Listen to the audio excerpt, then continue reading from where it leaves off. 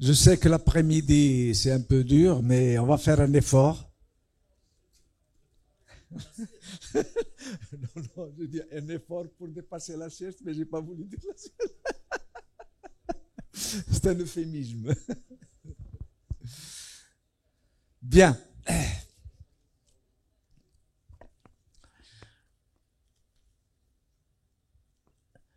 Nous allons entamer notre troisième séance, intitulée Ben Saïd et Idder et le champ politique marocain. Et nous allons commencer par le professeur Magloire Sommet, qui est professeur d'histoire à l'université Kizerboud à Ouagadougou, Burkina Faso. À vous la parole, docteur. Merci. J'ai oublié de dire une chose. Le temps, c'est un quart d'heure pour tout le monde, pour qu'on puisse respecter le timing voulu. Merci. Bonjour. Je voudrais d'entrée de jeu remercier les organisateurs de ce colloque, en particulier Mati Mondjib et le professeur Boaziz qui m'ont invité à cette rencontre. Je suis historien de formation. Je travaille, mon champ de spécialisation, c'est l'Afrique occidentale française. Et en tant qu'historien, nous nous fondons généralement sur des sources. Et n'étant pas spécialiste du Maghreb et particulièrement du Maroc, je me suis appuyé sur des sources secondaires. Et pour apporter une plus-value à ma communication, je suis obligé de recourir à l'approche comparative.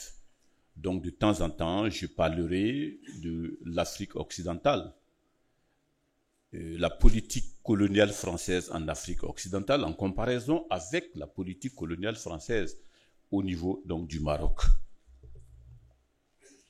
Donc, j'ai axé ma communication sur la résistance à la colonisation et sur la question de l'indépendance. Donc, en réfléchissant sur le sujet après avoir envoyé le draft, je me suis permis d'aller au-delà de la personne de Ben Saïd pour faire mon exposé sur le Maroc dans son ensemble. Et donc, ma communication va porter sur les trois axes suivants. La résistance marocaine à la colonisation française, la décolonisation du Maroc et le rôle joué par le Maroc dans l'organisation de l'unité africaine, la création de l'organisation de l'unité africaine. Alors, concernant la question de la résistance, je dirais que les accords de Fès de 1912 ont permis de partager le Maroc entre l'Espagne et la France. Mais ce qui va m'intéresser dans ma communication, c'est la colonisation française. La France qui a institué le protectorat au Maroc. Concernant le Maghreb, le Maroc et la Tunisie étaient des protectorats, cependant que l'Algérie était un département français. L'Algérie était considérée comme une colonie de peuplement et donc comme un département français. De ce point de vue, le régime colonial était différent. Et si l'on prend l'Afrique subsaharienne, en particulier l'Afrique occidentale et l'Afrique équatoriale française, il s'agissait de colonies d'exploitation. Au niveau des colonies d'exploitation, on a appliqué au départ une politique d'administration directe. Alors qu'en ce qui concerne le Maroc et la Tunisie, il s'agissait, comme c'était des protectorats, il s'agissait de colonies, du moins d'une politique d'administration indirecte. Alors, en termes de colonies d'administration indirecte, le sultan était censé continuer de gérer les affaires de sa communauté. Mais la réalité du pouvoir a été caporalisée par le résident français. Donc il gère les affaires de sa communauté, mais il est conscient qu'il y a une personne au-dessus de lui. Donc de ce point de vue, il n'a pas pleine autorité sur sa propre communauté en tant que telle. Et la France va diffuser sa culture à travers le système éducatif et va mettre en place une politique d'exploitation des ressources marocaines. Donc, si le Maroc était une colonie, un protectorat, le Maroc n'était pas une colonie de peuplement. Mais, en 2-3 décennies, les migrations françaises au niveau du Maroc étaient si importantes qu'on a l'impression que le Maroc était en train de devenir, comme l'Algérie, une colonie de peuplement. À preuve, c'est qu'en 1951, les villes du Maroc oriental, dans les villes du Maroc oriental, l'immigration française représentait 29,3% de la population. Donc à peu près le tiers de la population. Et donc ces Français qui s'installent au niveau du Maroc, ils s'installent non pas pour une courte durée, mais ils s'installent dans la longue durée. Donc de ce point de vue, c'est comme si les Français venaient au Maroc pour s'installer définitivement. La caporalisation du pouvoir du sultan lui-même, qui est devenu lui-même un sujet de la France, les inégalités sociales criantes à partir donc de l'immigration française avaient en quelque sorte été devenues insupportables et provoquaient donc la révolte. De ce point de vue, à partir de 1921, on assiste aux guerres de résistance, particulièrement à celle du Rif, qui va durer de 1921 à 1926. Et cette guerre du Rif me fait penser aux guerres anticoloniales déclenchées en Afrique occidentale, particulièrement dans le bassin de la Volta Noire et dans le bassin du Bani, qui est un affluent du fleuve Niger, au niveau donc de l'Afrique occidentale, où les populations qui supportaient mal les abus de la colonisation, particulièrement l'oppression coloniale qui était axée sur le code de l'indigénat, les populations ont déclenché une révolte qui a duré de 1914 à 1916. Et donc la France a dû mettre 3 ans pour réprimer donc ces révoltes qui se sont déclenchées à ce niveau. Donc c'est pour dire que partout où il y a une domination par l'oppression, généralement les peuples qui sont soucieux de la liberté se révoltent et déclenchent donc des guerres pour pouvoir secouer le joug colonial. Alors, pour le Maroc, pour ce qui concerne le Maroc, à partir des années 1930, on va constater que les Marocains vont commencer à s'organiser pour réclamer des réformes. Et donc, ils vont mettre en place le comité de l'action marocaine. Et le comité de l'action marocaine, créé dès 1934, va faire des propositions de réforme aux résidents français. Et lorsque le résident français rejette les propositions de réforme, cela va cristalliser les luttes des élites. Donc, c'est comme si le comité de l'action marocaine faisait écho aux révoltes qui se sont déclenchées dans les régions. Alors, au sortir de la Seconde Guerre mondiale, commence le processus de la décolonisation. Les vainqueurs de la guerre, c'est-à-dire la Seconde Guerre mondiale, les États-Unis et l'Union soviétique, vont exercer des pressions sur les puissances coloniales pour qu'elles décolonisent. Avant la fin de la guerre, De Gaulle allait tenir à Brazzaville une conférence qu'on appelle la conférence africaine française de Brazzaville. Pourquoi Brazzaville? Parce qu'il y avait des contradictions internes entre les Français. Le régime de Vichy, le gouvernement de l'Afrique occidentale française était resté fidèle au régime de Vichy. Cependant, que le gouvernement de l'Afrique équatoriale française était fidèle à De Gaulle. Donc, De Gaulle choisit d'aller à Brazzaville et de tenir une conférence sur le devenir de l'Afrique et sur les relations qui vont se développer entre l'Afrique et la France au sortir de la guerre. Et De Gaulle tient un discours qui retient l'attention. De Gaulle écarte toute perspective d'autodétermination, même lointaine des peuples coloniaux. Alors, donc cela veut dire que la France veut exercer toujours sa domination sur les colonies. Ce discours qui est tenu à Brazzaville semblait concerner l'Afrique subsaharienne. Mais quand on analyse le comportement des résidents français du Maroc, on se rend compte que les résidents français du Maroc tenaient à maintenir la domination française, y compris dans le Maghreb. Et donc, les résidents français n'allaient pas s'ouvrir aux revendications des Marocains, et à la fin de la guerre, la France va transformer son empire en union coloniale. L'Union française, la France forme désormais une union entre elle-même, entre la métropole et les colonies. Et donc, du coup, les dénominations changent.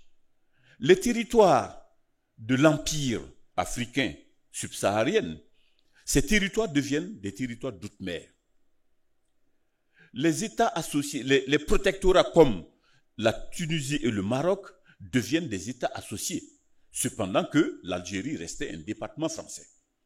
Donc, de ce point de vue, il y a un changement de dénomination, mais on accorde la vie politique aux colonies donc, de l'Union.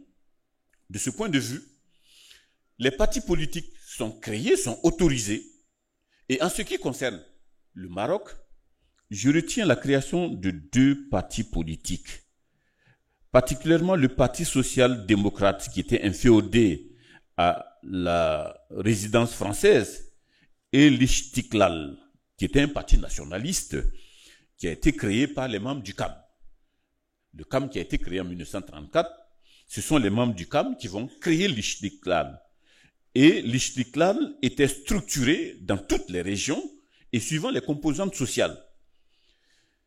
Et c'est l'Istiklal qui portait les aspirations du peuple marocain, les aspirations de libération du peuple marocain, et revendiquait donc l'indépendance du Maroc. Ben Saïd va choisir, en tant que jeune, d'adhérer à la section estudiantine de l'Istiklal, parce qu'il estimait que c'est l'Istiklal qui était le parti orienté vers la libération du peuple marocain. Et l'Istiklal, en tant que parti politique, allait s'inscrire donc dans une dynamique d'union avec le sultan. Donc le parti était organisé autour du sultan et soutenait le sultan, ce qui gênait la résidence française. La résidence française qui s'appuyait plutôt sur le Parti social-démocrate. Et donc, le Parti social-démocrate était devenu un parti manipulé par l'autorité française. Donc, de ce point de vue, il y a cette politique de diviser pour mieux régner que la France a pratiquée au niveau donc du Maroc, de telle sorte que le climat était devenu délétère entre donc les membres de l'Istiklal et les membres du Parti social-démocrate. Et ces membres du Parti social-démocrate étaient considérés comme les comparses du colonisateur et ils étaient combattus. Donc, on était dans cette situation où, finalement, l'Istiklal était considéré comme un parti communiste. Il est vrai qu'au sortir de la Seconde Guerre mondiale, les vainqueurs de la guerre qui s'opposaient sur le plan idéologique, le bloc de l'Est, qui était donc le bloc communiste, et le bloc de l'Ouest, qui était le bloc libéral. Donc, de ce point de vue, tout mouvement nationaliste était considéré dans le bloc de l'Ouest comme étant un mouvement communiste. C'est vrai, ceux qui adhéraient les mouvements nationalistes empruntaient aux méthodes communistes. Ils pouvaient emprunter à l'idéologie communiste, mais je doute qu'ils adhéraient à l'athéisme contenu dans le communisme. Donc, de ce point de vue, même si on considérait que l'Istiqlal était un parti communiste, les membres de l'Istiqlal partageaient sans doute l'idéologie communiste, mais ils partageaient surtout les méthodes d'action du communisme. Et, bon, 2 minutes. Alors, je vais essayer de me résumer. Alors, à partir des années 1950, et les pressions de l'Istiqlal étaient devenues d'autant plus fortes que l'Istiqlal a compris que les revendications politiques ne suffisaient pas. Et ils ont créé l'armée de libération. Et Ben Saïd va adhérer également à l'armée de libération parce qu'il était convaincu de la nécessité de lutter pour se libérer du joug colonial. Compte tenu du fait que l'Istiqlal, il y avait un tandem entre l'Istiqlal et le sultan, le résident français a demandé au sultan de prendre sa distance vis-à-vis du parti nationaliste. Son refus a amené donc le général Augustin Guillaume, qui était le résident français, à le déposer et à le déporter d'abord en Corse, puis par la suite à Madagascar. Il va le remplacer par Mohamed Ben Arafat, qui était impopulaire et qui était combattu par les nationalistes. Donc de ce point de vue, et la France, avec la pression sur les pressions intérieures des nationalistes, avec la pression extérieure des États-Unis et de l'Union soviétique, va finir par négocier avec le parti nationaliste. Il va faire revenir le sultan et accorder l'indépendance du Maroc le 2 mars 1956. Bon. J'étais généreux, j'ai ajouté 1 minute. Bon, merci. C'est les organisateurs qui sont des dictateurs. Bien, merci beaucoup. Bien, je donne la parole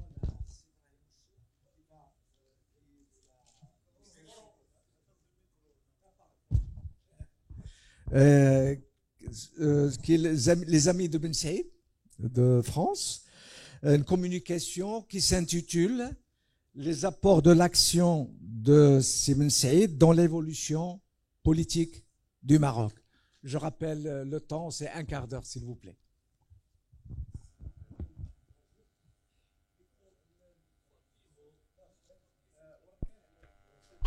C'est bon. Salam alaikum, bonjour. J'interviens en tant que membre du Cercle des Amis de Ben Saïd, dernièrement créé à Paris. Le président est là. Ce cercle-là, c'est dans la continuité de ce travail-là que nous faisons sur Ben Saïd, mais avec des objectifs à plus long terme et dirigés autrement. Le cercle, on prend l'expérience que nous avons déjà fait avec le cercle Mohamed Hourmabahi, mais cette fois-ci, ça prend une autre forme. Premièrement, on veut nous adresser à des jeunes et avoir un cercle qui regroupe des jeunes pour acquérir l'expérience de Ben Saïd, l'expérience de la lutte marocaine, etc. Deuxièmement, nous adressons à la communauté immigrée. Donc, nous voulons un petit peu pénétrer ou essayer d'exister au sein de la jeunesse maghrébine immigrée en France. Un de nos premiers objectifs, c'est de réaliser un colloque sur Écouvillon. Pourquoi Écouvillon? Premièrement, parce que c'est une question qui reste quand même peu connue. La deuxième chose, il est nécessaire quand même de faire un travail en France sur la guerre qui a été livrée par la France, par l'Espagne, à une armée de libération du Sud, à l'armée de libération du Sud marocain. Et en plus de ça, je pense qu'il y a une documentation et des possibilités de faire des recherches importantes à partir en France. Là, j'interpelle nos amis présents pour nous aider, les universitaires, qu'ils soient au Maroc ou en France, pour réussir ce projet. Et nous voulons aussi la faire en 2025. 2025, si vous vous rappelez de la dernière visite du président Macron au Maroc, il avait invité le roi pour commémorer le traité de la Selle Saint-Cloud, qui est le principal accord pour l'indépendance du Maroc. Donc, s'il y a une visite officielle, si le Maroc prend une situation d'actualité en France au courant de 2025, je pense que faire un travail académique sur l'histoire du Maroc, sur la période coloniale et surtout sur les Écouvillons serait une chose assez positive. Maintenant, je rentre dans mon intervention.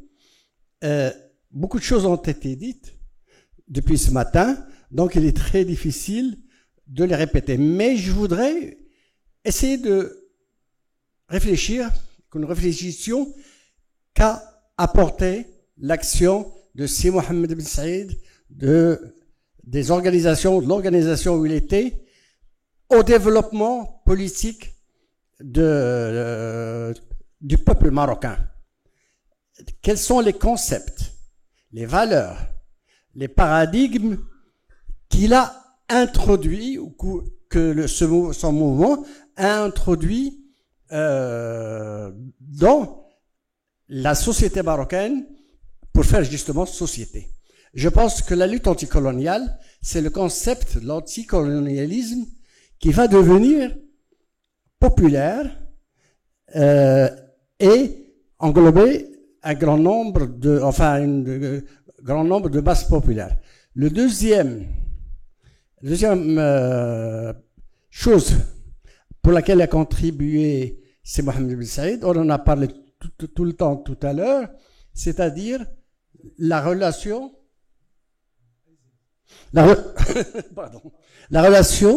ou la place de la monarchie marocaine.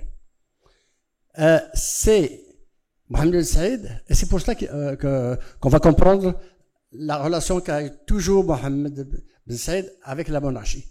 C'est la résistance marocaine qui a considéré que l'exil de Mohamed V à Madagascar était pas une atteinte seulement à une institution, c'était considéré comme une atteinte à la dignité du citoyen, à l'identité marocaine. C'est pour cela que la place de la monarchie est devenue un facteur important. Si Mohamed Ben Saïd appartient à la résistance qui a développé des méthodes pour vulgariser cette situation. Par exemple, c'est la résistance qui a décidé un jour de créer le mythe du sultan, l'image du sultan dans la lune. Tous les Marocains ont vu Mohamed V dans la lune. Et ne pas voir Mohamed V dans la lune, c'est manquer de patriotisme. Donc, cette alliance entre le mouvement national et la monarchie est partie de cette période-là. La deuxième chose, c'est pour ça d'ailleurs qu'Abdrahim Bouabid avait refusé à Guy Molele l'indépendance en disant non, nous voulons avoir le retour de Mohamed V, Mohamed Ben Youssef à ce moment-là, plutôt que l'indépendance. Le deuxième élément qu'a apporté Mohamed Ben Saïd, ou des valeurs qu'il a dans son action, Mohamed Ben Saïd, c'est la lutte de l'ALN Sud étaient coordonnés, impliqués, imbriqués dans la lutte pour l'indépendance de l'Algérie. Il y avait les deux ALN qui travaillaient ensemble, surtout à Figuig, etc. Mohamed Bourras, c'était le chef, par exemple, de l'armée à Figuig. Et il y a eu imbrication entre l'armée du FLN, la LN algérienne, et l'armée du Sud, ou l'armée de libération marocaine. Même tellement impliqués toute leur logistique était commune. Il y a même des dérives parce que les périodes obscures, comme Darbrisha ou d'autres lieux où il y a eu les exécutions, les éliminations d'opposants algériens, il y a eu une implication aussi de l'armée de libération marocaine. Donc, c'est comme ça qu'on peut comprendre que lorsque Ben Saïd Bounailat, etc., se réfugiaient en Algérie chez Ben Mella, ils étaient c'est des retrouvailles, c'est les mêmes éléments. Donc, la notion de Maghreb, la conviction de la construction maghrébine est née de ce processus-là. Dans cette période-là aussi, on parle beaucoup en disant que Boabid était qawmi, était orientaliste, Saïd plutôt. Tout le mouvement était attiré vers le pôle de l'Orient, parce que culturellement, l'Orient a été florissant par rapport au Maghreb, mais surtout que l'Orient représentait des combats très progressistes, l'anti-impérialisme de Nasser, la nationalisation du canal du Suez, la construction du barrage d'Aswan, Bandung, l'alignement des non-alignés, des principes auxquels a adhéré le mouvement national et qui est sûrement un langage de Mohamed Ben Saïd et ses compagnons. La constitution de l'UNFP a été aussi un élément nouveau pour la société marocaine. Bon, le parti de l'Istiqlal était déjà là, avec ses structures, comme elle a été rappelée tout à l'heure, sur l'ensemble du Maroc, mais avec des concepts, des paradigmes nouveaux. La revendication d'une constituante est un élément nouveau dans notre société. C'est, je ne sais pas quoi, l'évolution de la revendication d'une constitution dans la Révolution française a demandé une gestation beaucoup plus longue.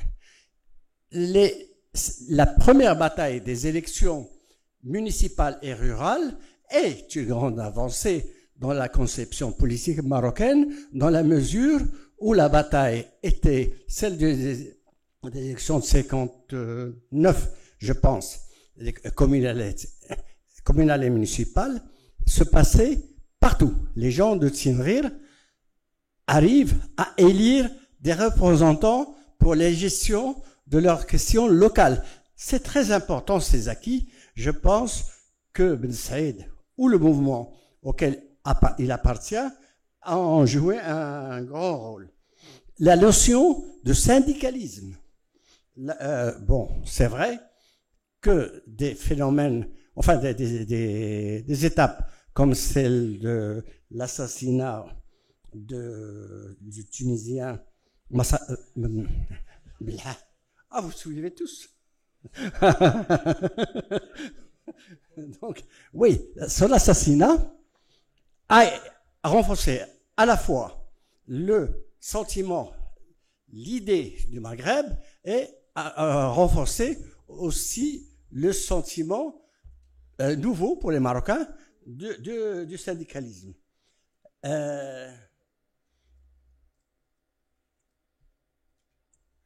Concernant la confrontation avec la monarchie.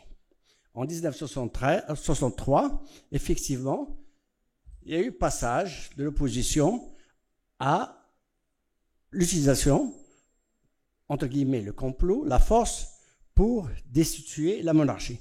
Ben Saïd appartenait à ce mouvement-là. Il ne faut pas le cacher ni le nier.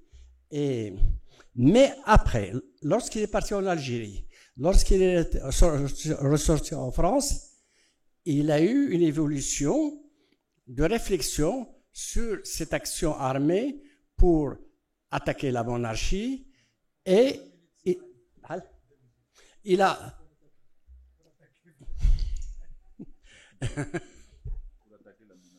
pour attaquer la monarchie et la notion de blanquisme. C'est vrai que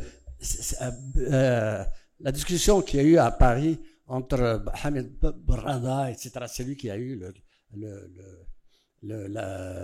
qui a inventé le terme, enfin le blanquisme qui existait avant, mais c'est lui qui a été utilisé pour la vie politique marocaine.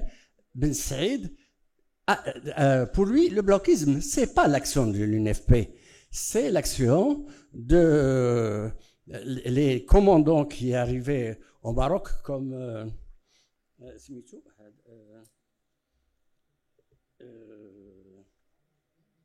Cheikh Al-Arab, Hamid Siklis, etc. C'est ça le blanquisme. C'est pas l'action de l'UNFP. C'est ça qu'on voulait avoir à ce moment-là. Une chose, pour terminer, l'action parlementaire, je voulais terminer sur un fait important.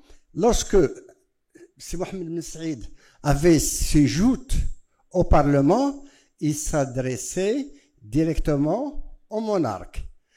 Et je peux dire que le roi avait installé au sein du Parlement une petite pièce pour la transmission des débats pour les suivre. Le roi assistait dans l'enceinte du Parlement à ce qui se passait au Parlement. Je vous dis ça parce qu'avec nous, c'est Ardouane Loudgheri qui était le caméraman. Il est là, dans la salle. Le caméraman de cette période-là, et c'est lui qui a installé le système dans une pièce. On ne se disait pas qui allait y être, mais il était interdit de rentrer avec ses souliers et ça sentait beaucoup le donc sur ce je vous quitte, merci beaucoup.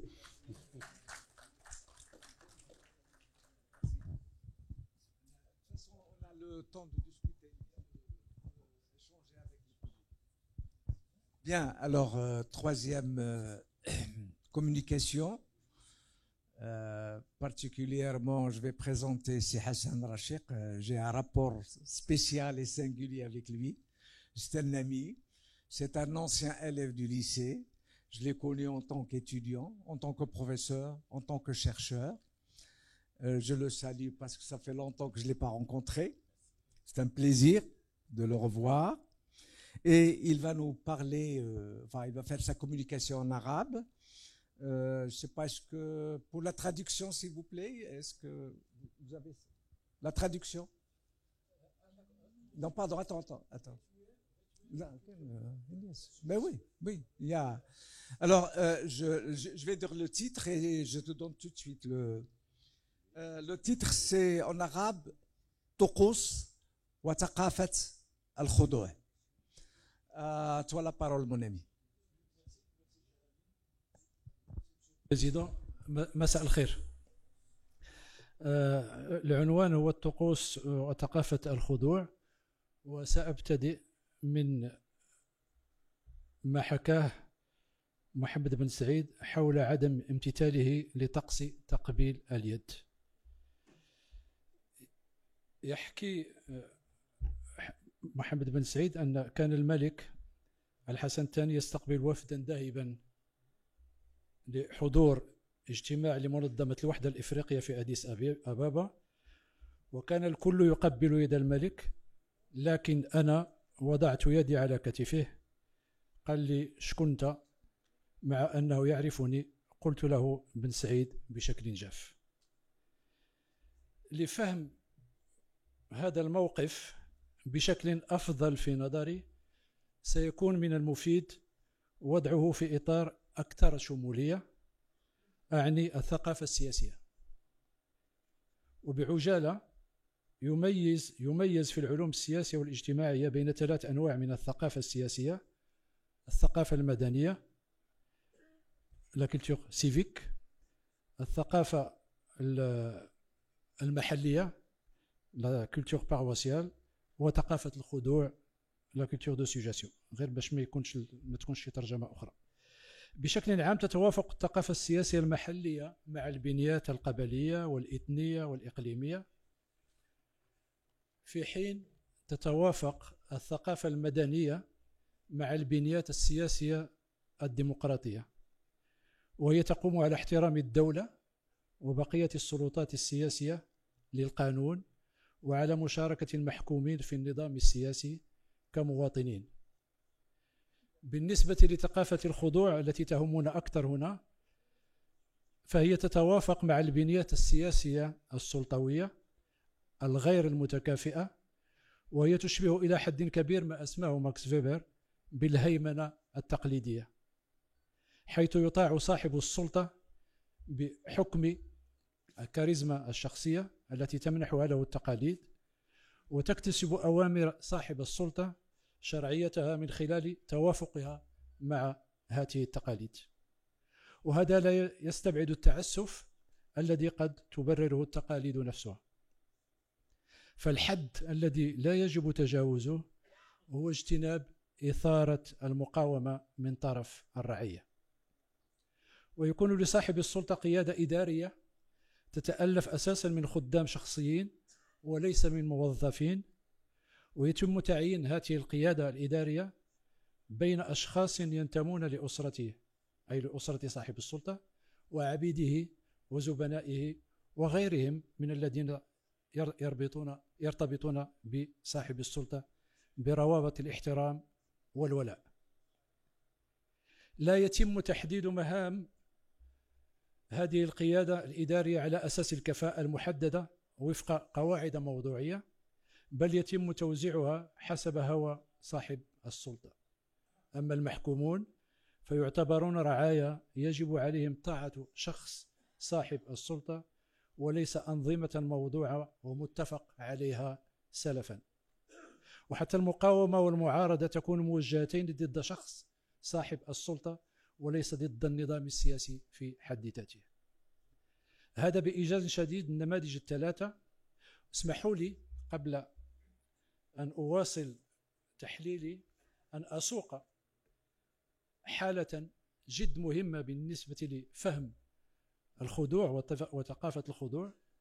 هذه الحالة عاينها محمد الطوزي في جنوب المغرب في أواخر الثمانينات من القرن الماضي، والتي توضح بشكل دقيق ميكانيزمات الخضوع التي تطبع العلاقات السلطوية. أعتبر هذه الحالة نموذجا مثاليا إيديال تيب لجدلية الخضوع والمقاومة، وتبدو لي قريبة جدا من حالة بن سعيد نظريا.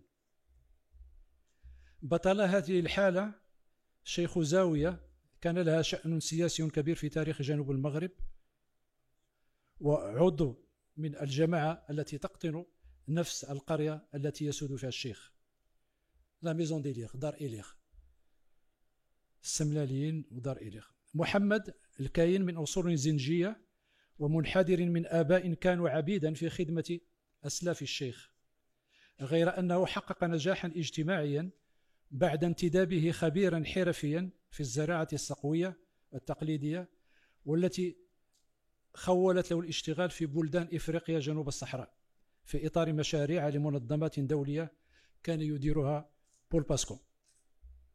حين رجوعه إلى البلد رفقة أساتذة باحثين من المعهد الزراعي الحسن الثاني بالرباط في إطار مشاريع لمنظمات دولية كان يديرها بول باسكو في نفس المشاريع، حين رجوعه رفقة أساتذة تم استقبالهم من طرف الشيخ وقد حاول محمد الكين انتهاز الفرصة لإثبات نجاحه ووضعه الجديد بالجلوس مع الأساتذة.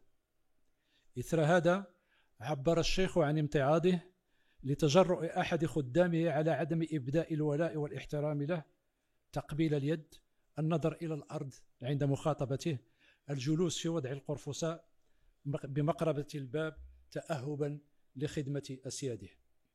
دون الإطالة في وصف الحالة بتفاصيلها، نحن من جهة أمام شخص مصمم على إحداث قضية مع الماضي المتسم بالخضوع المهيمن للسلطة وطقوسها، ومن جهة أخرى شيخ وأتباعه مصرون على فرض الولاء والطاعة على من يعتبرونهم خداما. وقد وضع حد لتمرد محمد لا باللوم الصريح ولكن عبر إشارات مفهومة لدى الجميع. حين هم المتمرد بالجلوس إلى مائدة الأساتذة أمره ابن الشيخ وبلهجة صارمة خدمة المدعوين، وذلك بصب الماء قصد اغتسال أيديهم. امتثل محمد للأوامر وبعدها انسحب من الحضور. وتدل هذه الحادثة يخلص الطوزي على أن البلاط، لأن كان هناك بلاط في دار إليغ، على أن البلاط لا يعترف بالعصامية، كما تؤكد على أن أي امتياز مهما كانت قيمته لا بد أن تتم تزكيته من طرف صاحب السلطة العليا. يبرز هذا المثال قصور الاعتماد الحصري على المستوى الثقافي في فهم عملية الخضوع. نحن أمام حالة تمرد لم يكتب لها النجاح التام، بما أن محمد انسحب، والانسحاب محليا ليس من علامة الخضوع المطلق، ولم يكتب لها النجاح التام لأن النظام السياسي المحلي نظام مغلق، وبالتالي إما أن ينجح المرء في إطار هذا النظام واحترامه أو يندحر. ليس استبطان الثقافة السياسية السلطوية المحلية هي التي أجبرت محمدا على الخضوع، فلو كان كذلك لما تمرد البتة. ما أجبره فعلا هو غياب سبل بديلة للنجاح، وهذا الغياب يعد ظاهرة بنيوية لا يمكن حجبها بدعوى هيمنة التمثلات الثقافية مهما كانت درجة قصرها. فكلما زادت بنية مجتمع ما تعقيدا، كلما كبرت فرص التحرر من الخضوع للسلطة السياسية وللسلطة بصفة عامة. والعكس صحيح، وهو ما يفسر الفشل النسبي للتمرد المشار إليه. لنرجع الآن إلى طقوس تقبيل اليد. انطلقت انتقادات لتقبيل اليد بعد تنصيب الملك محمد السادس مباشرة. تم نقاش شروط تحديث النظام الملكي، وتشمل هذه الشروط اعتماد علاقات جديدة بين الحكام والمحكومين، والتخلي عن الطقوس الغير مجدية مثل تقبيل اليد، وطالب البعض حتى بإلغائها من قبل الملك نفسه. ويعد إلغاء هذا البعد من أبعاد القداسة الملكية وسيلة تعيد للملك بعده الإنساني، وممكن الرجوع إلى الجرائد في ذلك الوقت. في عهد الملك محمد السادس أصبح البروتوكول أكثر مرونة وتنوعا نسبيا. هناك حالتان حدوديتان: الأولى يتم فيها تقبيل جهة يدي الملك عدة مرات مع انحناءات شديدة للتعبير عن ولاء وخضوع قويين. في الحالة الثانية يتم مصافحة يد الملك مصحوبة بانحناءات خفيفة للرأس. وبين هاتين الحالتين هناك أشكال مختلفة. يجب أن نعلم أن الملكية كبنية سياسية تخاطب فئات اجتماعية مختلفة: العسكريون، المدنيون، العلماء، الطرقيون، رجال الأعمال، السياسيون حسب مواقفهم من اليمين لليسار، وهكذا. لهذا يصعب أو يستحيل أمام هذا التباين السياسي الاجتماعي والثقافي توحيد البروتوكول الملكي، ويبقى الهدف حسب عبد الحق المريني نفسه هو تخفيف البروتوكول. عبد الحق المريني الذي كان يشرف على تدبير هذا الحقل الرمزي إبان ملك الحسن الثاني وبداية ملك محمد السادس. وتجدر الإشارة إلى أنه في معظم الحالات يتم حل مسألة البروتوكول الملكي على صعيد الممارسة العملية وليس على مستوى الخطاب. وهنا تكمن قوة الطقوس في نقل الأفكار دون الحاجة إلى قولها والفصح عنها. فالذين تخلوا عن التقبيل لم يشرحوا حسب علمي فعلهم، يكفي فعله. وهذا توضيح لموقف متداول في الساحة السياسية المغربية، والذي يتمثل في فعل الأشياء بدلا من قولها علنا. فعدد من الشخصيات البارزة نشطاء يساريون سابقون ومناضلون أمازيغ وغيرهم لم يلتزموا بطقس تقبيل اليد مع إظهارهم الاحترام للملك محمد السادس، لكن بطرق أخرى. لم يعد عدم الامتثال لطقس تقبيل اليد جزءا من رمز العصيان، بل هو تأسيس لعلاقة جديدة بين الملك ونخبة جديدة تدافع عن القيم الحديثة كالمواطنة، المساواة، الكرامة. أرادت هذه النخبة الجديدة 2002-2004، ليس لي الوقت أن أذكر بكل الأحداث. أرادت هذه النخبة الجديدة أن تظهر أنها قادرة على خدمة البلاد إلى جانب الملك البلاد دون أن تكون مستعبدة. إن إضفاء الطابع الديمقراطي على البروتوكول الملكي ليس عملية خطية، ذات أصحابك صاحبي هنا في كيبانوا الصحاب ماشي ليس عملية خطية ذات محتوى متجانس ومتماسك، فقد يكون السياسي مبتكرا جدا من حيث العمل السياسي ومحافظا جدا من حيث الطقوس والاحتفالات. في بداية كل حفل، هنا حفل الولاء، يعني أقفز على بعض الفقرات. في بداية كل حفل، حفل الولاء، يكون وزير الداخلية والولاة والعمال أول من يتقدمون أمام الملك، ثم تتقدم الوفود المختلفة التي تمثل مختلف جهات المغرب في صف واحد تباعا مقدمة ولاءها للملك.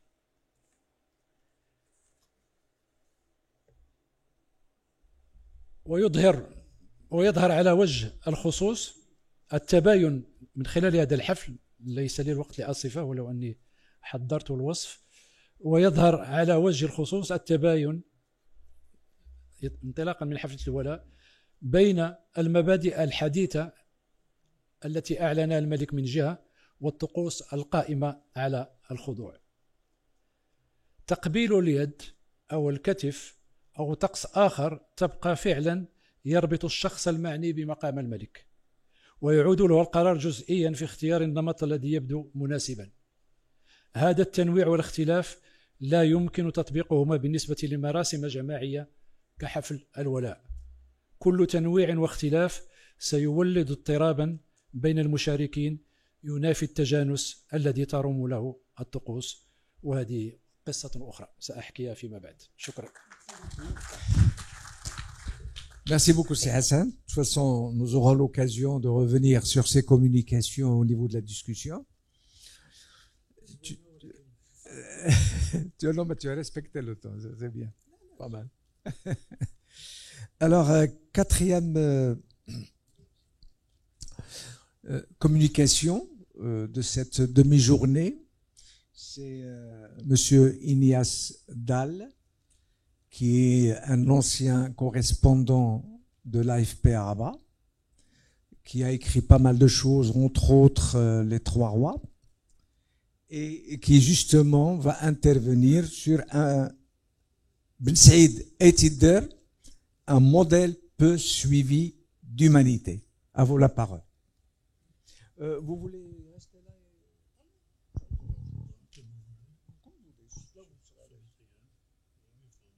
C'est mieux là-bas, non? Oui, je pense. Vous avez la parole.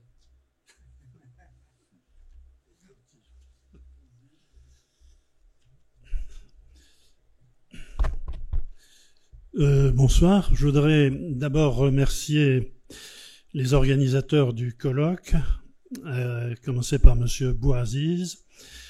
Je voudrais remercier également mon ami Marati Monjeb qui m'a donné pas mal d'informations pour m'aider à préparer ma petite intervention. Voilà, bon, je termine la journée. Tout a été dit ou presque, donc ça ne me facilite pas le travail. Mais bon, on ne se lasse pas de répéter un certain nombre de choses concernant ce grand monsieur. Voilà, bon, même passionné par l'histoire moderne du Maroc, il n'est pas facile d'évoquer l'homme politique que fut Mohamed Ben Saïd à Aït-Idder. Ses relations, souvent tendues avec les autres formations politiques, notamment de gauche, les très mauvaises manières de Driss Basri qui contribua à affaiblir l'OADP en provoquant des scissions en son sein, ses fortes convictions démocratiques et sa prise de distance avec le protocole qui irritait Hassan II, tout cela ne peut être analysé et expliqué que par de bons connaisseurs des subtilités de l'histoire du royaume depuis la Seconde Guerre mondiale. Bien conscient de mes limites, je vous parlerai plutôt de Ben Saïd, le militant des droits humains, l'homme généreux, ouvert aux autres, moderne, curieux. Je vous proposerai donc le regard d'un observateur étranger, celui d'un journaliste qui a eu l'occasion de rencontrer entre 1990 et 2010 une grande partie de la classe politique marocaine pour quelques livres sur le royaume et ses 3 derniers monarques. Au tout début d'un de ces livres, Les Trois Rois, j'écrivais avoir été frappé par le niveau de vie de la plupart des responsables politiques. Pour un Aït-Idder, un Abdallah Al-Ayashi ou un Bourqiya, vieux militants d'extrême gauche ou communistes, qui, jusqu'à la fin de leur vie, ont vécu dans de modestes appartements de quartiers populaires de Casablanca, combien de belles villas, voire de somptueuses demeures, occupées par les représentants des principales formations. À l'heure où un peu partout dans le monde l'on constate la fracture entre les élites politiques et les populations, cette vie simple, conforme à celle de la grande majorité de ses compatriotes, explique en partie la popularité de Ben Saïd et l'agacement qu'il pouvait susciter chez certains dirigeants du pays. Les témoignages de sa veuve, Hajja Saïda, et de ses 2 enfants, Houda et Osman, viennent compléter le tableau d'une famille moderne, ouverte aux autres cultures, où le chef de famille, quand la politique le laissait tranquille, participait aux tâches ménagères et faisait la cuisine, une cuisine simple et austère, qui ne l'empêchait pas, selon sa fille, d'essayer des recettes étrangères. Émouvantes encore, sa vive émotion et ses larmes à la naissance de sa fille.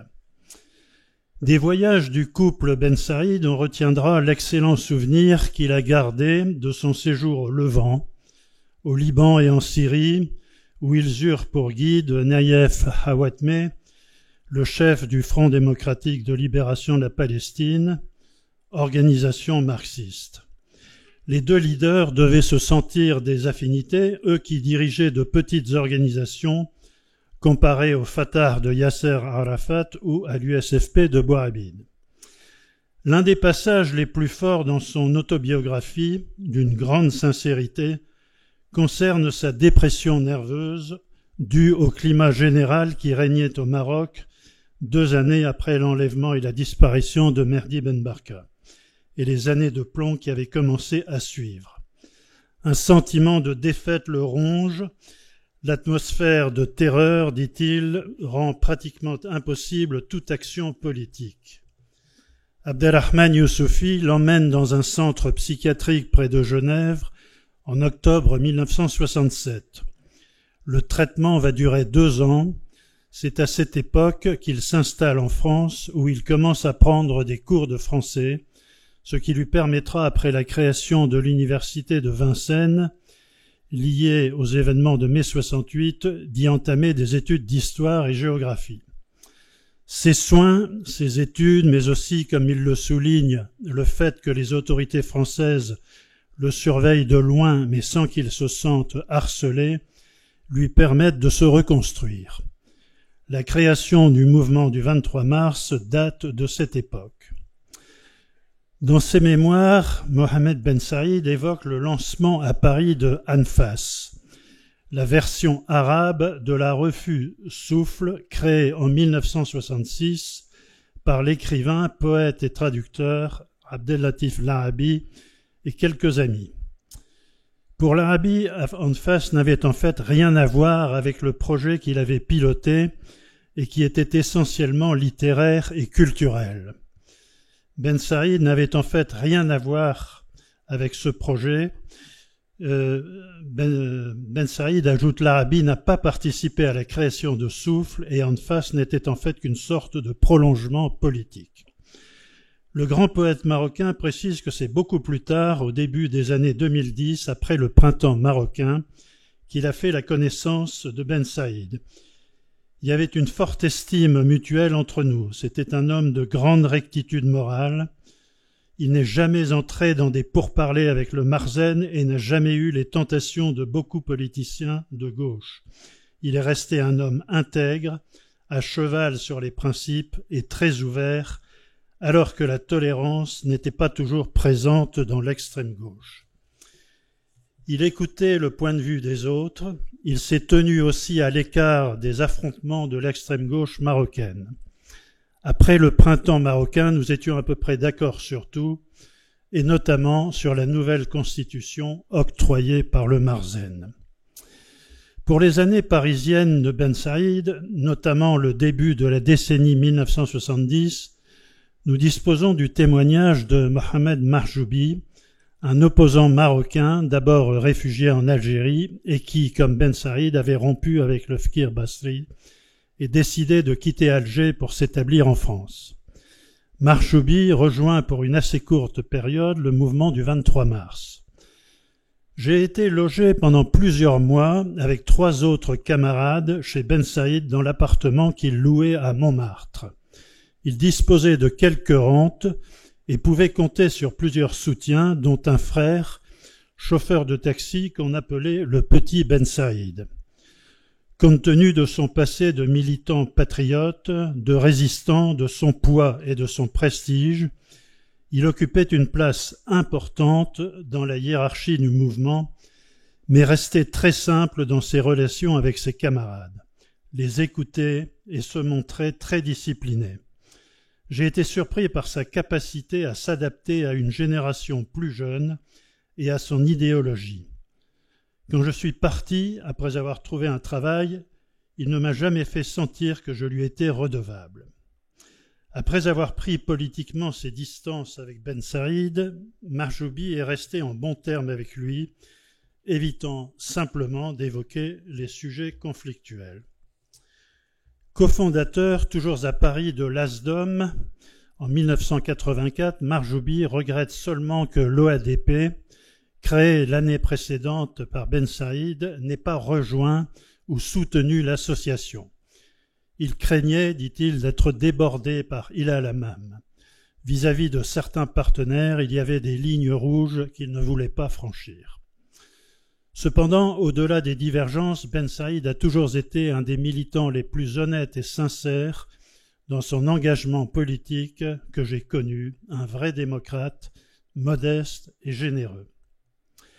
Ancienne présidente de l'Association marocaine des droits humains, Khadija Riyadi rappelle que les militants de l'OADP ont mis du temps à rejoindre l'AMDH, la plus importante organisation marocaine de droits humains, harcelée depuis de nombreuses années par le pouvoir. En raison de son alliance avec l'USFP, qui avait créé l'OMDH en 1988, l'OADP avait incité ses militants à rejoindre l'OMDH. C'est seulement en 1996, lorsque Ben Saïd a refusé de voter pour la nouvelle constitution et s'est opposé à la décision de l'USFP d'accepter le poste de Premier ministre, que ces militants ont commencé à adhérer à l'AMDH.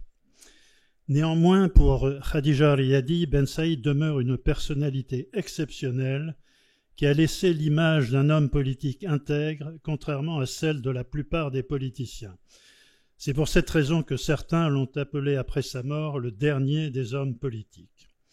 Khadija souligne aussi le courage de cet homme libre, prêt à payer le prix de ses convictions et rappelle son intervention au Parlement marocain sur le sort des détenus du bagne de Tazmamart, que je vais évoquer tout de suite.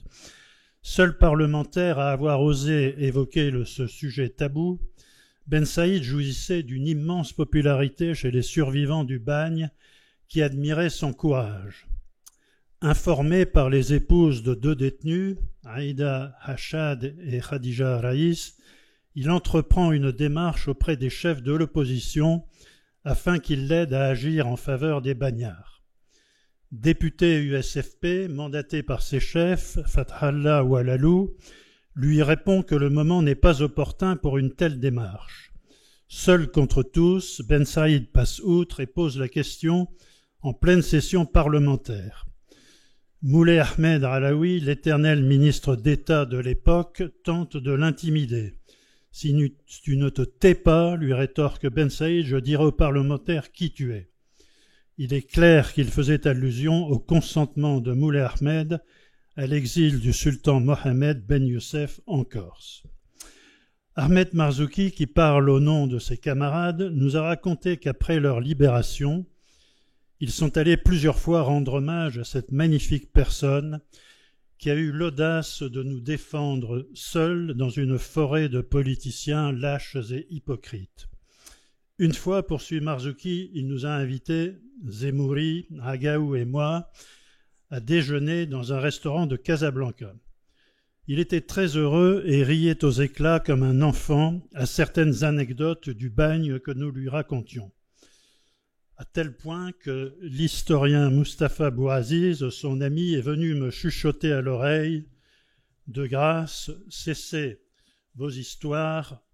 Si Ben Saïd a tellement ri que je crains sérieusement pour sa santé. » Voilà, trop rapidement brossé, il reste 1 minute, le portrait d'un homme éminemment respectable et respecté.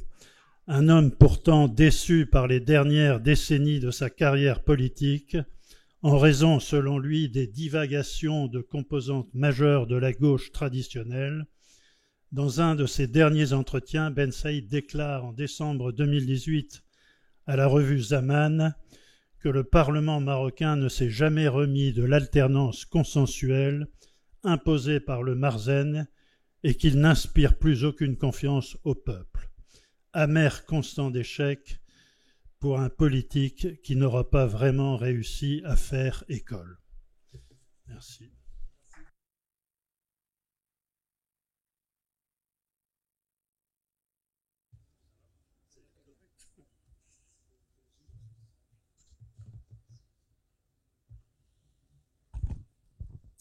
Bien, nous avons encore 2 communications. Les communicateurs sont absents, sont excusés. Je vais lire une petite synthèse des 2 communications. La première, c'est Mohamed Touzi. Il a intitulé sa communication « Le protectorat et la réinvention du Makhzen ». Alors, je vais lire parce qu'il a fait une petite synthèse d'1 page. Je ne vais pas dépasser le temps d'1 page. Je me propose dans ce texte de faire un retour critique sur la thèse de la contribution de la colonisation française à la construction de l'État moderne marocain. Il est incontestable que les lignes ont bougé durant le protectorat, que des déplacements ont eu lieu, mais ceux-ci ne sont pas linéaires, ni imputables à des causalités repérables. Surtout, les transformations ne se résument pas à l'émergence, puis au développement d'un dualisme entre secteur moderne et secteur traditionnel. Dualisme entretenu par commodité, par conviction et par choix, et à mettre tout sur le compte d'un lyoté visionnaire. La complexité de l'État au Maroc est difficile à résumer à travers la métaphore de la juxtaposition d'un État-nation en formation et du vestige d'un État-makhzen archaïque. Le protectorat produit une vision tronquée de ce qu'était l'État marocain au XIXe siècle, en accentuant les aspects négatifs liés au désordre, à l'absence d'administration, et en passant sous silence des modes de gouvernement très sophistiqués. La fiction d'un pouvoir despotique et prébondier ne résiste pas à une analyse qui fait ressortir au contraire des modes de régulation par des médiations et une prise au sérieux de la contribution des communautés à la gestion de leurs affaires.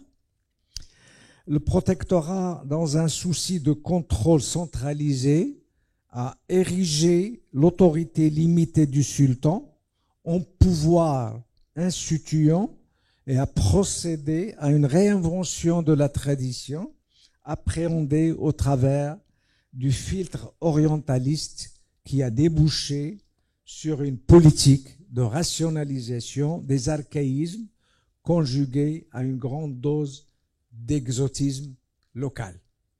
Voilà pour la première communication de Tosi. Deuxième communication, j'ai fait là, il y a une synthèse, c'est ma synthèse à moi qui va être très rapide.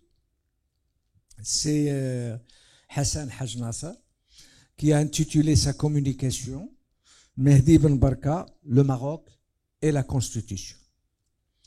Alors, la communication, elle fait une lecture du champ politique marocain à travers le parcours politique de Mehdi Ben Barka. Nasser pose la question suivante, question fondamentale qui commande toute sa communication. Quelle place a occupé la question constitutionnelle dans la pensée, l'action et les priorités stratégiques de Mehdi Ben Barka?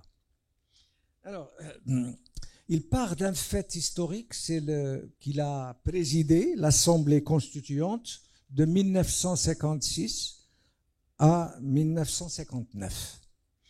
Et il dit que cette période, Mehdi a réussi une prouesse pour l'Assemblée constituante. Il l'a constituée comme un pré-parlement.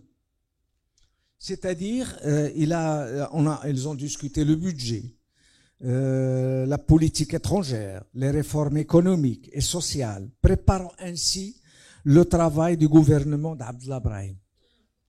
Et il dit, de toute façon, il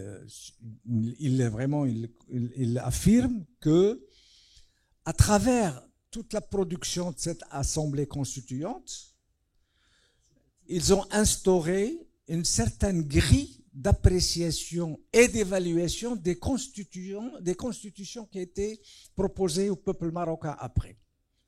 Voilà à peu près une petite synthèse. Vous aurez l'occasion de lire toute la communication dans les publications du centre. Merci beaucoup pour tout le monde. Je sais que c'est l'après-midi un peu difficile. Oui, tu veux dire quelque chose? Non, après. La consultative, pardon. Oui, je me suis trompé. Consultative, pas constitutive. Bien, alors nous allons ouvrir la discussion. Et je vais d'abord prendre 5 noms. Une fois qu'on termine, on prend les autres 5 noms, ainsi de suite, jusqu'à la fin. Je vais commencer par Si Mustafa. Un deuxième Mustafa. Je ne sais pas, il y a que Mustafa dans ce... Je peux pas... Voilà. Ça, c'est pas mal. Ça me rappelle... Oui. Je vais voir. Je vais voir. Oui, pardon. Qui encore? Simr Zouqi. Oui. Encore 2. La liste, encore 2. Qui veut présenter, s'il vous plaît, le nom? Non? C'est Hamam? Hababa. C'est Hababa Rachid. Le dernier qui veut... Bon, pour le moment, on va commencer par aller. Ah oui, c'est... Oui? Pardon? Ok, ok. Donc nous aurons à peu près une demi-heure pour discuter. On va garder le programme de cette manière-là. Bah, je donne la parole à Mustafa. لا راه الاخر هو سابقك سي مصطفى بوعزيز راه سابقك مصطفى الاخر خليني سي با لا ميم شوز سون با انترشونجابل مدام تهضر ولا tu demandes l'autorisation بغيت تبقى ديما انت هو الاستاذ شكرا سي مصطفى، شكرا سي متمسك. التدخل ديالي يمكن نستعمل شويه العربيه والدارجه والفرنساويه. التدخل ديالي اشوفال بغيت نستعمل شويه السي ابراهيم والشرح، وغادي نهضر مع سي تدخل مهم ديال السي رشيق وشي شويه شي اشاره لانترفونسيون دو مسيو دال. الوغ سي تذكر انت سي ابراهيم كيتكلم السي عبد الرحمن اليوسفي تيقول لك السياسه رموز، وكانت واحد طقوس يعني في هذا في التعبير ديال الرموز، يعني انه خصنا نستعملوا واحد اللغه كريبتي اللي كيفهمها تفهمها الدوله ولا كيفهمها السلطان ولا كتفهمها المخزن، يعني بواحد الطريقه اللي يمكن ما تيفهموهاش الناس بالشكل اللي خص يفهموا بها. في نفس الوقت وهذه راه شار لها سي حسن، هو انه هذه القضيه ديال لو بيزباه هي فعلا طقس. طبعا كان التبرير انه الشكليات غير مهمه، ماشي مهم الشكليات، ولكن يعني كتبان بانه الشكليات والرموز عندها واحد الاهميه كبيره. وظهر لي بانه بزاف الناس اللي انا شرت قبيله بانه التعبير الوحيد اللي كيستعمل فيه كلمه كونفيكسيون في الشريط ملي كيتكلم على هذه القضيه هذه، معناه انه كاين واحد الهدف سياسي، وهذا الهدف السياسي غادي يبان يمكن ماشي فقط موجه للدوله. سا سي لا رياكسيون لانترفونسيون دو مسيو دال اون بيتيت سي كيتوجه ايضا للنخبه. Il y a, je donne deux exemples intéressants. Il avait proposé à ses collègues de la Koutla à ce que les ténors de la Koutla au Parlement, qui sont à la fois présidents de commission, présidents de commune, présidents de conseil préfectoral, au moins de garder une seule voiture officielle et de laisser les autres, puisqu'ils n'en ont pas besoin. Et bon, il les dérangeait. Deuxième élément, c'est que même avec le roi actuel, quand on lui a remis la décoration le Wissem, il y avait beaucoup de gens qui étaient beaucoup plus jeunes que lui, qui étaient gauchistes comme lui, qui avaient la djellaba et tout le tralala, et lui était en costume comme il est en costume sur cette affiche, avec une cravate en plus. Troisième élément, et ça s'adressait également à la société, c'est son soutien aux 14 satanistes. Les musiciens, c'est un élément important parce qu'il ne s'adressait pas, et c'est dans ce sens-là qu'il était une conscience. C'était pas seulement l'aspect politique, mais il y avait d'autres aspects et d'autres interlocuteurs. Et merci.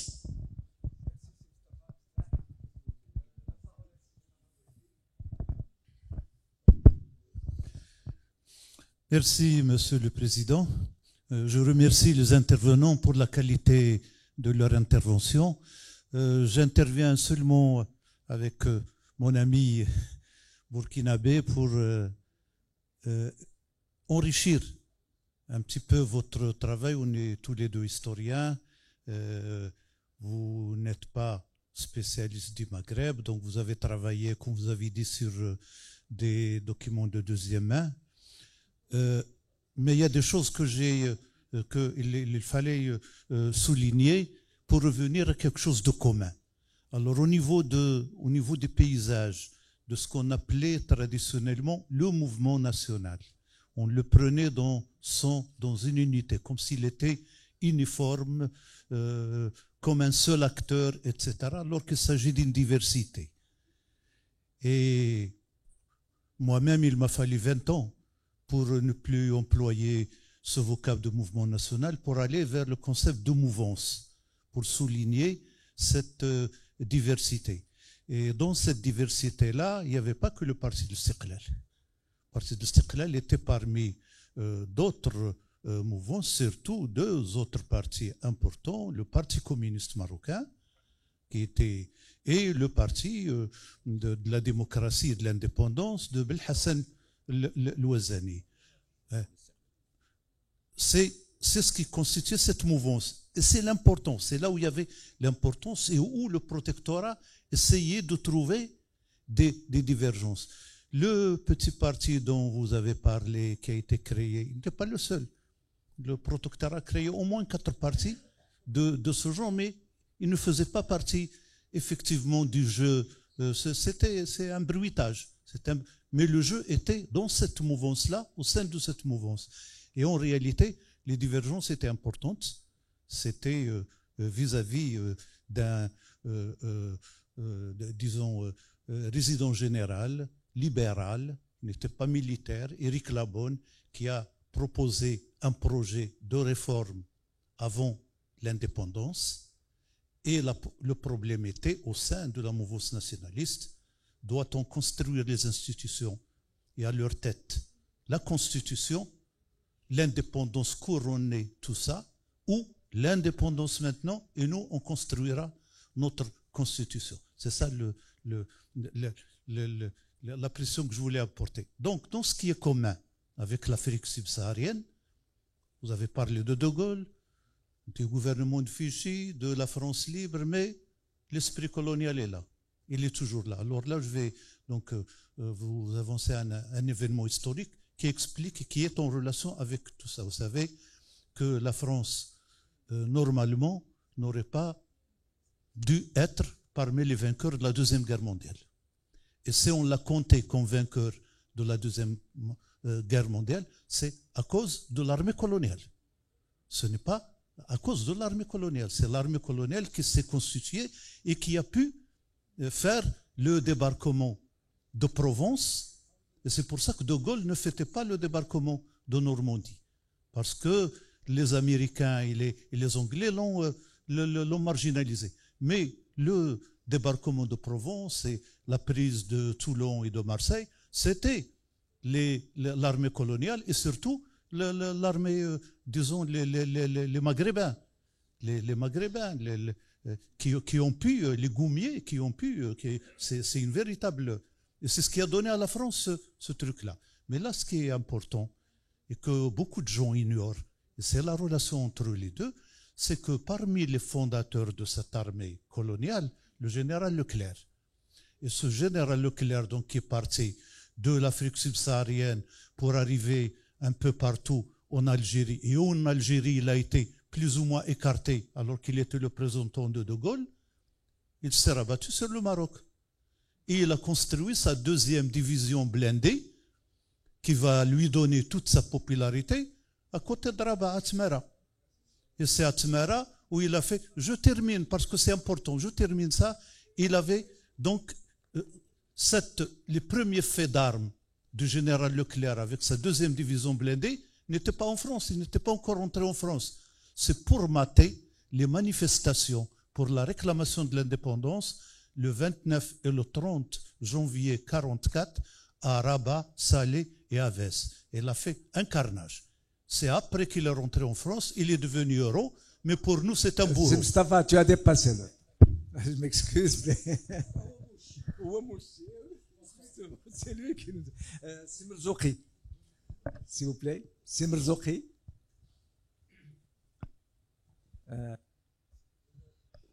Binti. Il a déjà, d'accord. À vous. السلام عليكم. وأرى إلزاما أن أقول كلمة في حق الراحل المرحوم سي بن سعيد أيت إدر. يعني أنا بكل صدق وبكل يعني لا أستطيع إطلاقا أن أفي للرجل حقه. لقد سمعته وأنا في قعر زنزانتي وهو يتكلم عنا كما سمعت قبله جيل بيرو في ذلك المكان الذي كان خارجا على نطاق الزمان والمكان. كنا عبارة عن فئران نموت على مهل، وفي مغرب ترتفع فيه في جميع صوامعه لا إله إلا الله محمد رسول الله. هذا الرجل حكى لنا لما خرجنا وآلينا على أنفسنا بأن نذهب عنده ونشكره، قال لنا بالحرف كما سبق وأن قال الإخوان بأنه ذهب إلى الفرقاء السياسيين، يعني عمالقة بين مزدوجتين السياسة في تلك الفترة، فطلب منهم أن يحددوا موقفهم حيال معتقل تزومرت، إلا أنهم يعني تراجعوا خوفا وفرقا من عقاب سيحل بساحتهم. فأنتم تعلمون ماذا قال أحدهم، بأن الوقت غير مناسب لطرح سؤال حارق في البرلمان كهذا، ولما استيأس منهم انبرى إلى الساحة وحده وطرح السؤال القنبلة، السؤال الذي جعل البرلمان ومن فيه يتوقع أن يخر عليهم السقف من فوقهم من كثرة الذعر والهلع. طرح السؤال القنبلة وجعل النظام في حرج من أمره. وهنا بدأت أشياء في المغرب وفي الخارج. طبعا نحن ندين لكثير من الشرفاء من الشخصيات السياسية التي آزرتنا وفعلت المستحيل من أجل إنقاذنا. السي بن سعيد أيت إدر كما قلت أحرج النظام، ومن هنا انطلقت المسيرة كما تعلمون إلى أن كان النظام يعني كان مجبرا على انتشالنا، وقد كنا على قاب قوسين أو أدنى من الهلك. ولهذا هذا السيد العظيم، هذا الرجل الطيب، ذهبنا عنده مرارا وتكرارا وتحاكينا وحكينا له كل شيء وشكرناه، وبقينا معه على عهد الله إلا أن توفي. ولهذا أقول مهما قلت ومهما قال أصدقائي فلن نفيه حقه، شكرا له وعليه الرحمات إلى يوم الدين. شكرا. C'est Merzouki, merci beaucoup. C'est Rachid, avant de donner la parole, les réponses, et j'ai deux, c'est inscrit. Ok, c'est Rachid. C'est Habab, Rachid.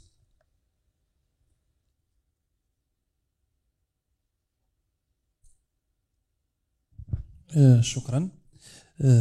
بغيت نتفاعل مع صديقين، صديق حسن رشيق في المداخله ديالو حول الطقس ديال التقبيل.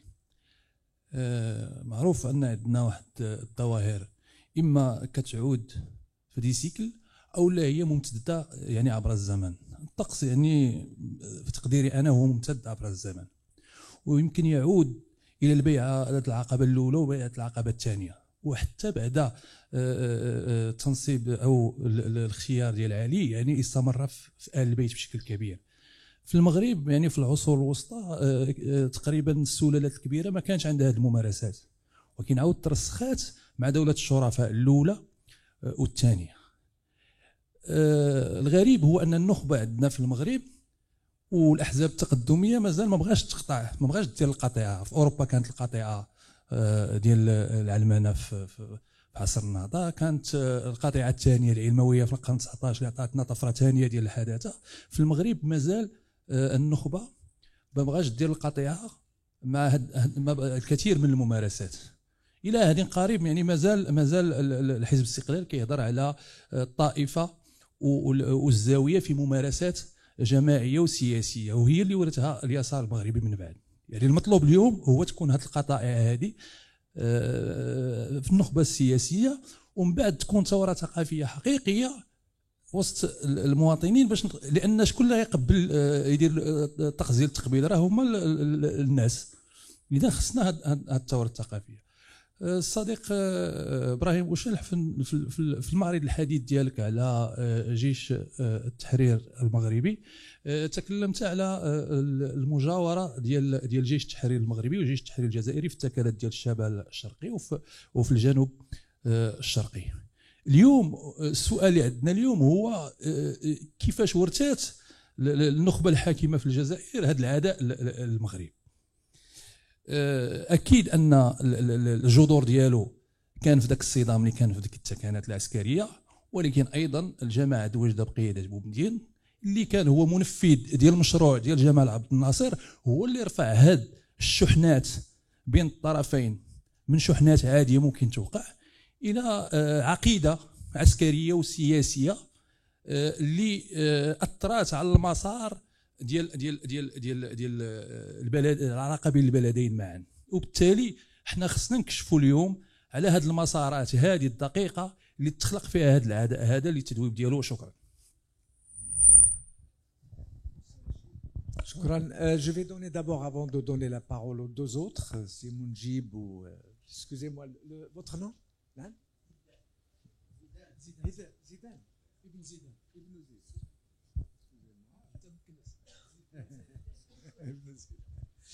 Je vais donner la parole... Je vais d'abord donner la parole aux intervenants.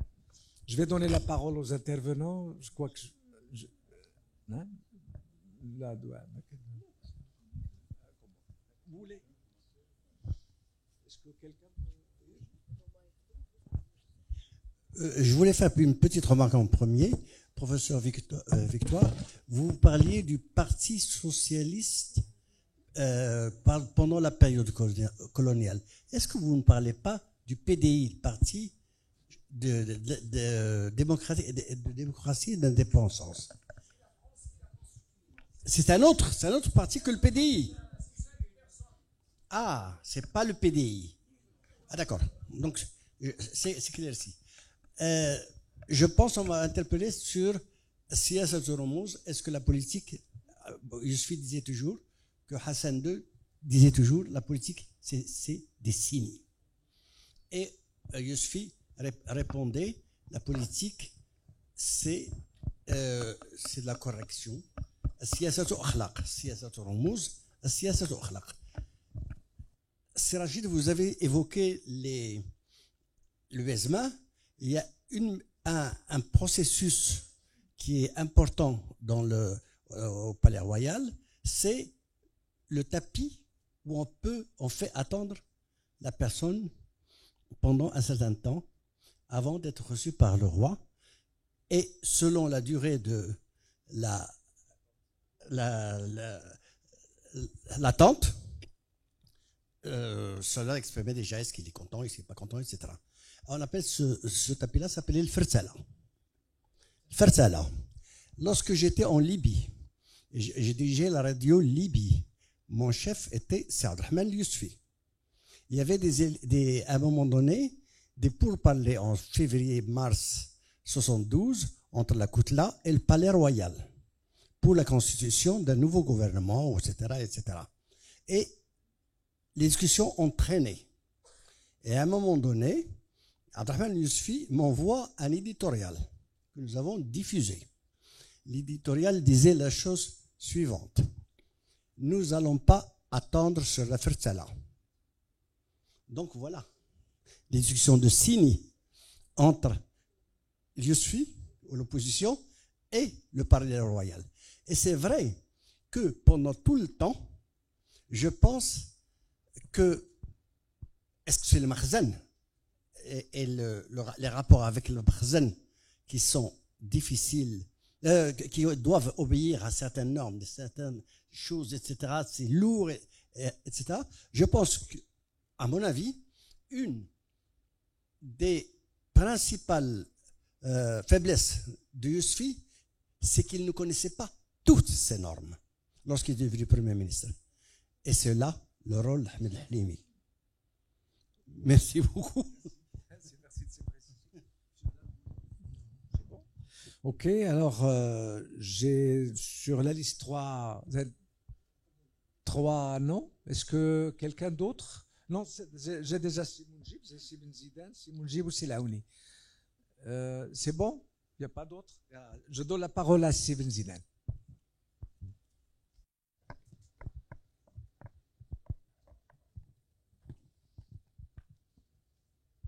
شكرا. تماشيا في الحلقه كنت ما باغيش نهضر، ولكن الحديث على السي محمد دو سجون على ثقافه الخضوع. ثقافه الخضوع تأتي من الأشخاص في كثير من الأحيان أكثر مما تؤدي من الدولة، انطلاقا من تراكم الخوف. ونعطي تجربة هنايا. أنا فاش عرفت على السي محمد بن سعيد وداك الشيء وتلاقيت معاه، كان عندنا افتتاح البرلمان افتتاح البرلمان بالنسبة للولاية ديالي الأولى.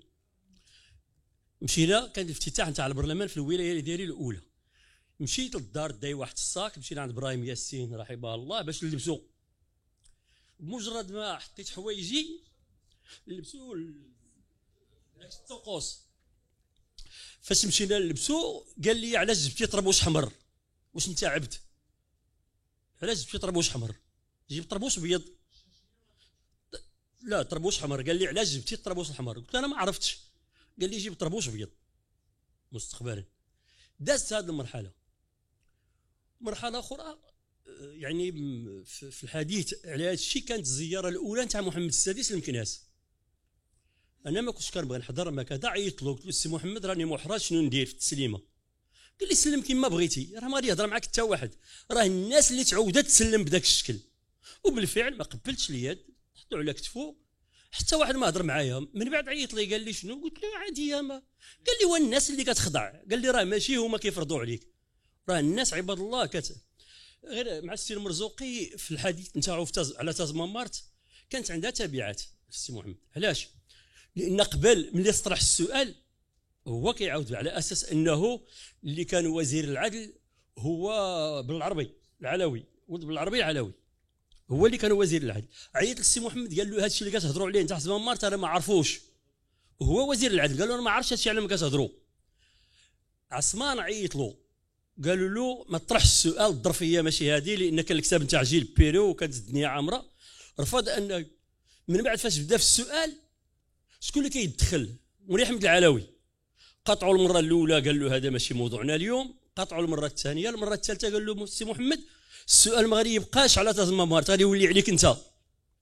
هذاك سكوت. من بعد السي محمد سولوه قالوا له علاش وجهتي له شنو عندك؟ قال لهم عندي وثيقه بانه هو بيع بن عرفه. شكرا. شكرا لا سي بن زيدان. سي منجيب. سي منجيب. À vous la parole. Je voudrais juste, suite à la remarque de Moustapha Miftah sur le soutien de Ben Saïd donc à des jeunes qu'on a appelés à l'époque les adorateurs de Satan. Ce n'était pas bien sûr sa culture, mais lui, il insistait pour soutenir toutes les libertés. Et aussi, il ne considérait pas que la liberté est une valeur bourgeoise qui vient d'Europe. Parfois, une fois, il m'a donné des exemples de l'histoire, mais je me rappelle surtout d'un fait que quelqu'un d'autre m'a raconté. Ils étaient au sein de la Koutla, c'est un peu anecdotique, mais c'est très expressif. Ils étaient, durant les années 90, ils étaient en train de négocier entre eux pour un projet constitutionnel, et Ben Saïd était l'un des rares parmi les 5-6 dirigeants à défendre les libertés personnelles. Et il leur a dit, par exemple, moi, je n'ai jamais bu de vin. Eh bien, mais je suis pour que les Marocains boivent et mangent ce qu'ils veulent. Alors l'un des dirigeants, d'ailleurs le plus conservateur de la Côte-là, lui a dit, mais tu sais pas qu'est-ce que tu as raté dans ta vie. Pour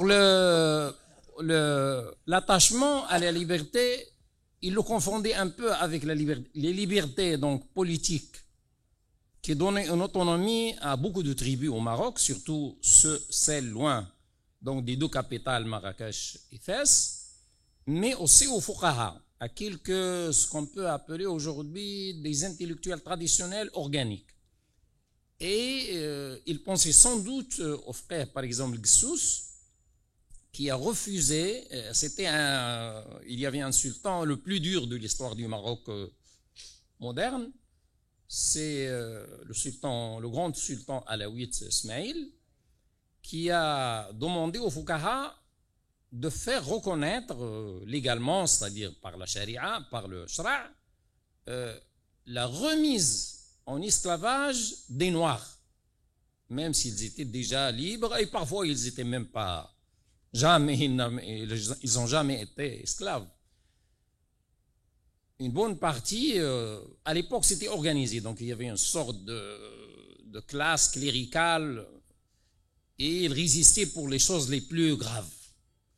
Donc une majorité a refusé, et il les a quittés, parce qu'il voulait discuter avec eux pour les convaincre, pour l'intérêt de l'État, etc. Parce qu'il voulait faire, en fait, une armée, c'était d'ailleurs très intelligent, mais quand même anti-liberticide, de faire un État d'esclaves qui ne sont pas, donc, qui n'appartiennent pas à des tribus, qui seront donc totalement redevables à l'État de tout, et donc ça aurait fait donc une armée vraiment nationale, etc.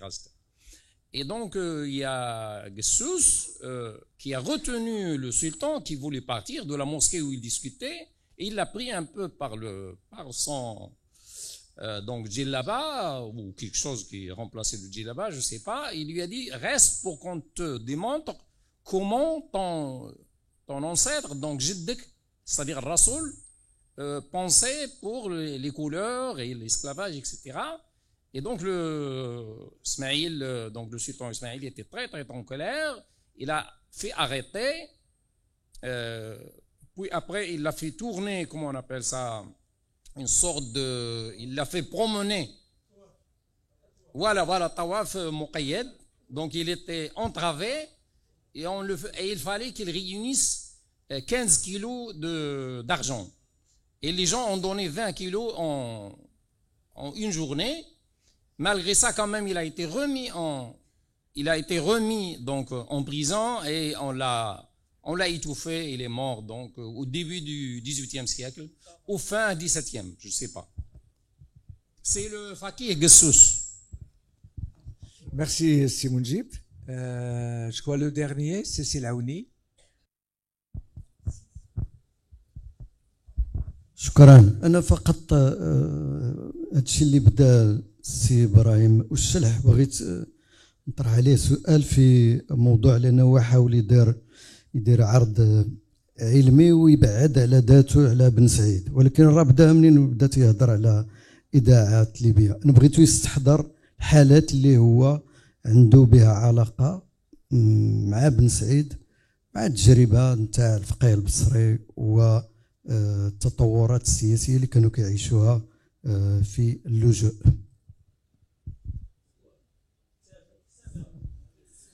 C'est demandé Selaouni. Je lui donne la parole.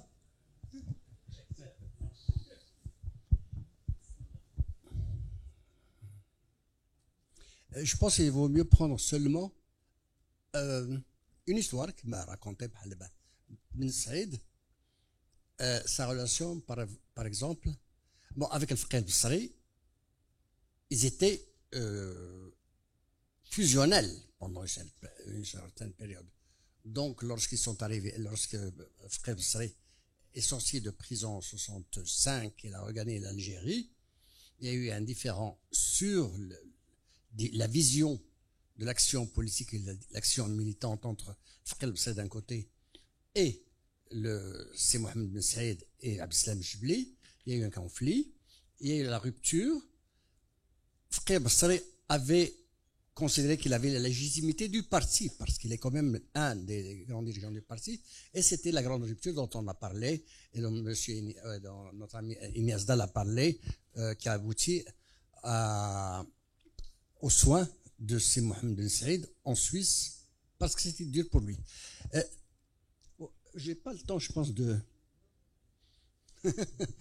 Concernant les relations entre Saad Abdelrahman et C. Mohamed Ben Saïd, je pense qu'ils étaient tout le temps cordiaux, ils sont restés cordiaux. Politiquement, ils ont eu de grandes divergences. Je vais raconter l'anecdote que j'ai fait sur Mustafa Bouaziz. Je pense que peut-être que tu étais présent, lorsque le roi a envoyé une lettre à la Koutla leur demandant: est-ce que vous devez faire un geste pour établir une relation de confiance entre nous? Si Mohamed Ben Saïd a répondu oui, on peut accepter ce principe-là, mais on doit répondre au roi que lui aussi, il doit faire un geste pour établir une relation entre la Koutla et le palais royal. Ils ont décidé d'écrire une lettre. Abdelrahman Yousfi charge un de ses collaborateurs, je vais taire le nom, pour rédiger la lettre. La personne revient. Je parle sous le contrôle, c'est Mustafa Bouaziz, parce que peut-être que tu étais présent dans ces réunions-là. Il arrive avec une lettre où il commençant خدام أعتابك الملكي أعتاب الشريفة. Comment on peut traduire أعتاب الشريفة en français? Nous, serviteurs des seuils sublimes, des seuils sublimes. Si Ben Saïd se retourne vers le gars, il dit je suis représentant du peuple, je suis élu, je n'ai pas à. On peut mettre tous les termes qu'on peut mettre, majesté, saisie, ou ce que vous voulez, mais pas ça. L'autre lui répond à ce moment-là, on va rédiger la lettre, on va l'envoyer. Au lieu de l'envoyer au roi, on va l'envoyer au Premier ministre. À ce moment-là, on peut. Si Ben Saïd était furieux, c'est Ben Saïd qui m'a raconté. Et Wally qui m'a raconté cette histoire. Il était furieux. Khalullah, nous avons une relation avec le roi. Et tu veux nous faire descendre le degré de relation avec le Premier ministre. J'ai raconté cette histoire-là à Yousfi. Je lui ai dit, voilà ce que m'a dit Ben Saïd. On était une fois devant l'Institut du monde arabe. Et je lui ai dit, c'est Ben Saïd a raconté cette histoire. Il n'a pas voulu répondre sur ça. Il m'a dit, oui, il y a eu cet échange pour établir la confiance, mais la Koutla a répondu au roi avec une lettre demandant une constitution avec les mêmes principes que la monarchie espagnole. Et qu'est-ce qu'il y a eu après? Le roi leur a renvoyé la lettre par Gdira irrecevable. Et les discussions sont parties. Est-ce que c'était important de comprendre cette discussion-là entre la monarchie et au sein de la Koutla? Ou est-ce que Mustafa Bouaziz, je parle, il a غلط قول لي. Merci Sibrahim. Bon, je vais terminer par donner la parole au professeur Magloire Soumet.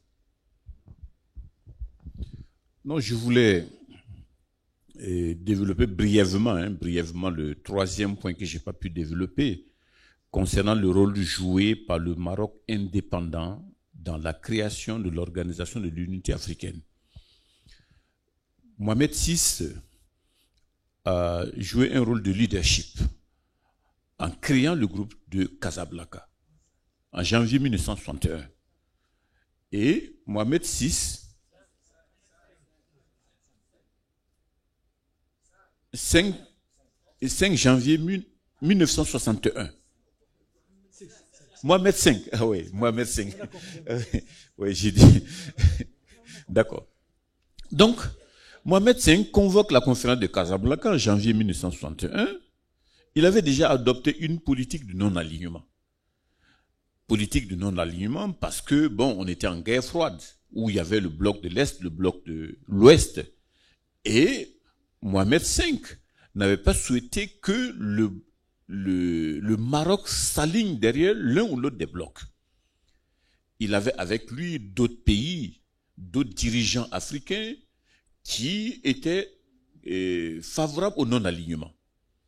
Il s'agit de l'Égypte, il s'agit de la Guinée de Sékou Touré, du Mali de Modibo Keïta, du Ghana de Kwame Nkrumah, il y avait la Libye du roi Idriss Ier, il y avait l'Algérie qui était en lutte, qui n'avait pas encore conquis son indépendance, mais qui était favorable au non-alignement. Et donc, qui a fait partie donc du groupe de Casablanca. Contre le groupe de Casablanca, il y avait celui de Monrovia, qui qu'on appelait les modérés, mais qui en réalité étaient alignés derrière le bloc occidental. Donc la vision des deux blocs était des visions, je ne dirais pas opposées, mais des visions qui partageaient le même objectif d'aller vers une unité de l'Afrique, mais dont les conceptions, les visions de l'unité de l'Afrique divergeaient quelque part. Le bloc de Casablanca, qui était favorable à une forte intégration, voire à une sorte de fédération continentale, ce qui amenait Kwame Nkrumah à parler, à dire que l'Afrique doit s'unir. Et de l'autre côté, le bloc de Monrovia, représenté par Houphouët-Boigny, Léopold Sédar Senghor, Nnamdi Azikiwe du Nigeria, qui était favorable plutôt à une Afrique de la coopération. Donc, coopération pour une intégration, un rapprochement des Africains. Alors, quand Mohamed V meurt, Hassan II va lui succéder et va continuer dans la dynamique de son prédécesseur. Et les deux blocs, celui de Casablanca et celui de Monrovia, vont décider de se saborder pour donner une chance à l'organisation de l'unité africaine de naître. Même si au jour d'aujourd'hui, le Maroc, pour des raisons politiques liées à la question du Sahara, s'est retiré de l'Union africaine, le Maroc a joué un rôle de leadership dans la création donc de cette organisation. C'est ce que je voulais souligner en dernier ressort. Merci beaucoup. Donc, vous avez eu le temps complet pour le. لا كنشكر جميع الحضور على يعني الصبر ديالهم والنقاش اللي كاين، واشكر على الخصوص ما نقولش المنظمين لان انا منهم، ولكن المتدخلين اللي يعني كان لهم الصبر باش يهيئوا المداخلات ديالهم ويلقيوها ويستحملوا الأسئلة ديال الحضور. شكرا للجميع، وأذكر بأن لا زال الحفل غدا مع نفس الإمكانيات الفكرية والمؤهلات الفكرية غتكون. غادي نبداو مع 9:30، وأطلب من الحضور أن يأتوا ويحترموا وقت 9:30. شكرا جزيلا.